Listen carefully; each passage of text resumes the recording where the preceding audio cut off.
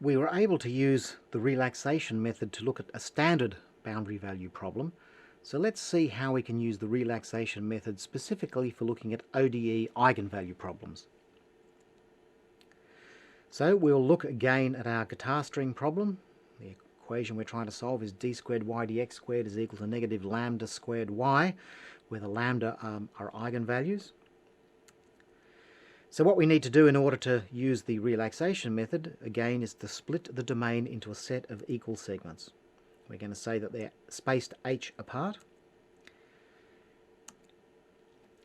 At each point I, what we do for the relaxation method is to approximate the ODE using finite differences. So we've only got one derivative here, that's d squared y dx squared.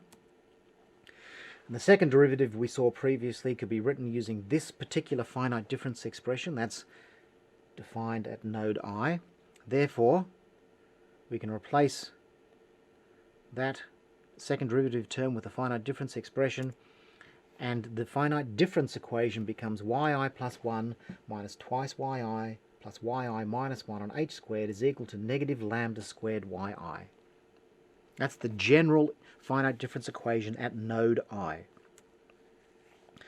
Now we need to decide on a numbering scheme. There's a range of different things that we could choose, but I'm going to choose here that I goes between 1 and n. So in other words, our numbering starts off at 1 at the very left-hand side and goes to n at the very right-hand side. So those are our two boundary values, I is equal to 1 and n.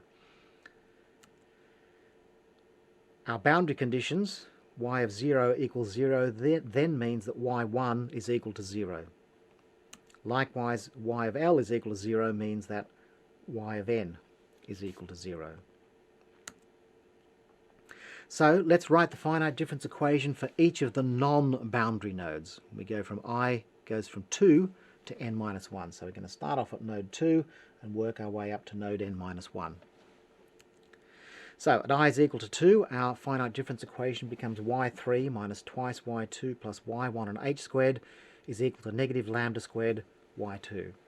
That's just placing I is equal to 2 in this finite difference expression here.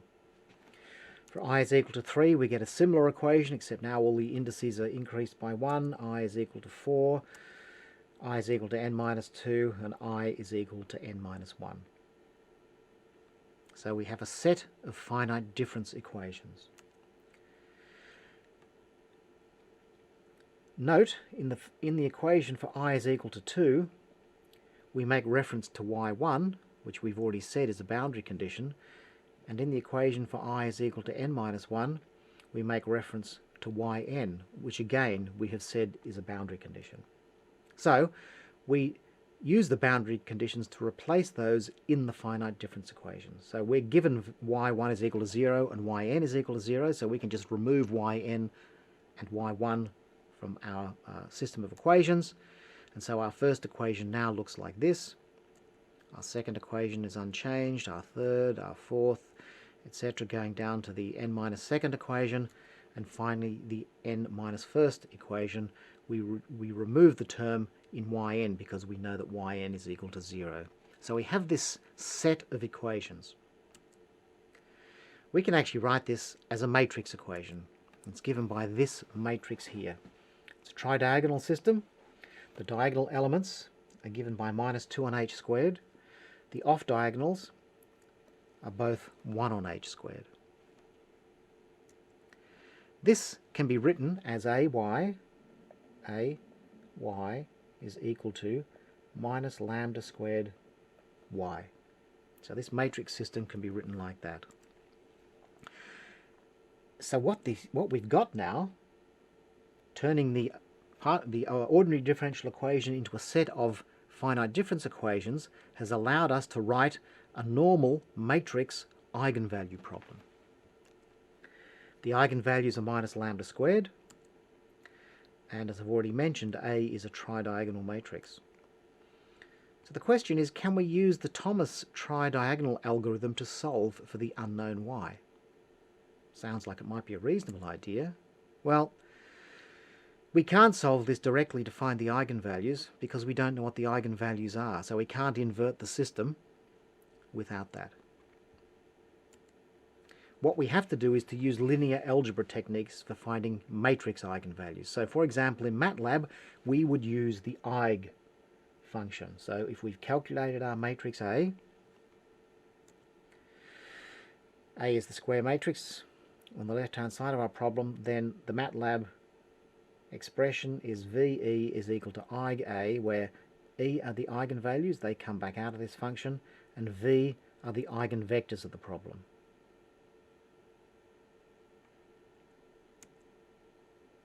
So to summarise ODE eigenvalue problems, they're special types of boundary value problems that has boundary conditions and constraints, a set of usually infinite unknown values called eigenvalues that need to be found. Those are the adjustable parameters. And they can be solved using the shooting method or the relaxation method. And you really need to know how to use both of these methods.